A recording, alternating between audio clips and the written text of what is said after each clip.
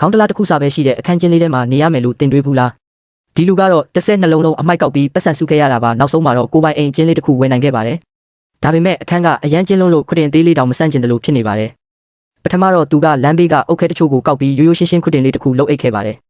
ဒါပေမဲ့အကြာကြီးအိတ်တဲ့အခါကြောရမ်းနာလာတာကြောင့်အခန်းတစ်ခုလုံးကိုအစ်စ်ပြန်ပြင်ဖို့သူဆုံးဖြတ်လိုက်ပါတယ်သူကအရင်ဆုံးတင်းပေါက်ဟောင်းကိုဖြုတ်လိုက်ပြီးအပြင်ဘက်ကိုထွက်နေတဲ့တန်ပေါင်းတစ်ခုကိုဆက်လိုက်ပါတယ်ဒါမှနေရပူကျဲသွားမှာပါ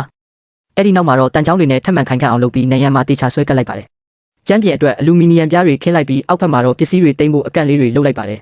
ခတင်ချီရင်ထောက်လေးမှာတော့သူကြိုက်တဲ့ဝိုင်ပလင်းတွေထည့်ဖို့ဗီရိုလေးတစ်ခုချိတ်လိုက်ပါတယ်အဲ့ဒီအောက်မှာတော့နေ့စဉ်သုံးပစ္စည်းတွေထည့်ဖို့နေရာလေးတွေလုပ်ထားပါတယ်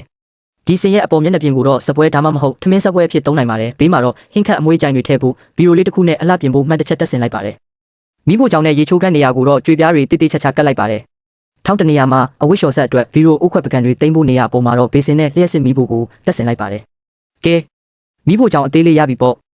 မိဖို့ကြောင့်ဘေးမှာတော့ရေချိုးကန်းရှိပါတယ်ရေတိုင်ကီကိုနေရန်ထဲမှာဖုံးထားပြီးနေရာမပုတ်အောင်နေရန်ကတ်အိမ်သားကိုတုံးထားပါတယ်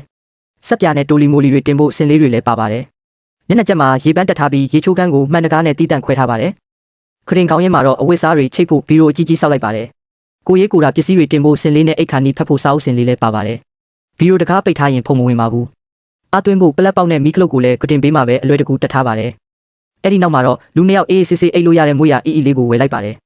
အခုဆိုအခန်းကပိုကျဲပြီးနေလို့ကောင်းသွားပါပြီတရင်ပေါက်ကိုပြန်တက်အိတ်နေရင်ပြုံးမကြအောင်တန်လျန်းတွေတက်ပြီးအိတ်ရတာတက်တောင့်တက်တာရှိအောင်နေရန်တွေကိုလည်းအသားနုလေးတွေကတ်လိုက်ပါတယ်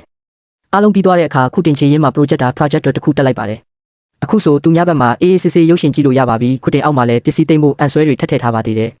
အခန်းကသေးပေမဲ့စနစ်တကျပြင်ဆင်လိုက်တဲ့အခါမှာတော့အကန့်အသတ်မရှိပြည့်စုံသွားပါတော့တယ်